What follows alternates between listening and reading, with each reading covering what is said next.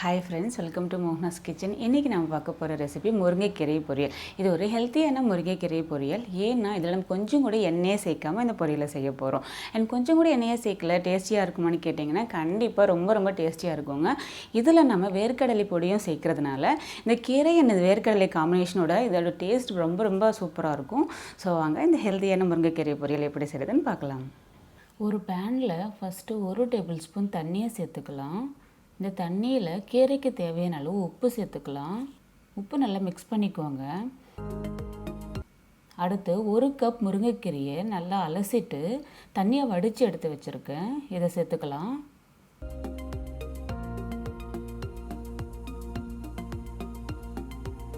சேர்த்துட்டு நல்லா கலந்துக்கோங்க. அடுப்பு மீடியம் ஃப்ளேமில் இருக்கட்டும். கீரைக்கு உப்பு சேர்க்கும் போது பார்த்து சேர்த்துக்கோங்க. ஏன்னா நம்ம 1 கப் அளவுக்கு கீரை சேர்த்தாலும் அது வதங்கினதுக்கு அப்புறமா பார்த்தீங்கன்னா பாதி கப் அளவுக்கு தான் இருக்கும். இந்த கீரை வதங்குறதுக்குள்ள அடுத்து நம்ம இந்த கீரைக்கு சேர்க்கறதுக்காக ஒரு பொடி ரெடி பண்ணிடலாம். அதுக்கு ஒரு பேனில் 1/4 கப் வேர்க்கடலையை சேர்த்துக்கலாம். இது கூட 2 காஞ்ச மிளகாவும் சேர்த்துக்கலாம். இந்த ரெண்டுத்தையும் சேர்த்து நல்லா வறுத்துக்கோங்க. பாருங்க வேர்க்கடலை நல்லா கலர் சேஞ்ச் ஆகிடுச்சு. இந்த அளவுக்கு வறுப்பட்டால் போதும். இப்போ நம்ம ஸ்டவ் ஆஃப் பண்ணிவிட்டு இது ஒரு பிளேட்டில் மாற்றிக்கலாம். வேர்க்கடலை நல்லா சூடாக இருக்குது. ஸோ இது ஆறட்டும். கீரை மொத்தமாகவே ஒரு 4-5 நிமிஷம் வதங்கினா போதும்.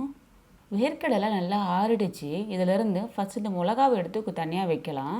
அடுத்து நம்ம வேர்க்கடலையிலேருந்து தோல் எடுக்க போகிறோம். ஸோ அதுக்கு இந்த வேர்க்கடலையை கொஞ்சமாக கையில் எடுத்து வச்சுக்கிட்டு நல்லா க்ரஷ் பண்ணிங்கன்னா போதும். அழகாக தோல் உறிஞ்சி வந்துடும். ஸோ இதே மாதிரி எல்லா வேர்க்கடலையும் க்ரஷ் பண்ணிக்கலாம்.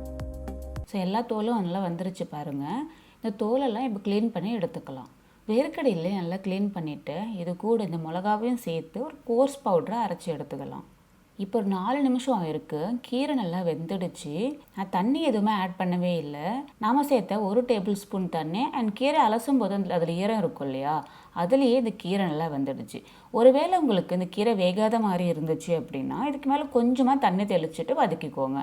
அப்போ கீரை நல்லா வெந்துடும். இப்போ பாருங்கள் கீரை நல்லா வெந்துடுச்சு. ஒருவேளை உங்களுக்கு பார்த்த உடனே தெரியல, நீங்கள் புதுசாக செய்கிறீங்க அப்படின்னா கொஞ்சமாக கீரை எடுத்து சாப்பிட்டு பாருங்கள். அப்போ வெந்துடுச்சா இல்லையான்னு நல்லா தெரிஞ்சிடும்.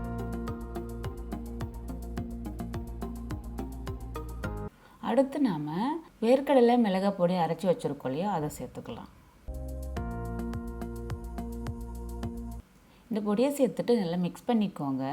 நாம் இந்த மாதிரி வேர்க்கடலை பொடியை சேர்க்கறதுனால முருங்கைக்கீரையில் லைட்டாக ஒரு கசப்பு தன்மை இருக்கும் இல்லையா, அது சுத்தமாக தெரியவே தெரியாதுங்க.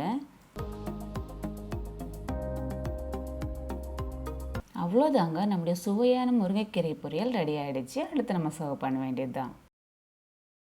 ஸோ இந்த ரெசிபி நீங்கள் வீட்டில் செஞ்சு பார்த்துட்டு எப்படி இருந்துச்சு அப்படின்னு மறக்காமல் கமெண்ட்ஸில் சொல்லுங்கள். அண்ட் இந்த மாதிரி நிறைய வீடியோஸை பார்க்க நம்முடைய சேனல் இது வரைக்கும் சப்ஸ்கிரைப் பண்ணாதவங்க சப்ஸ்கிரைப் பண்ணிக்கோங்க.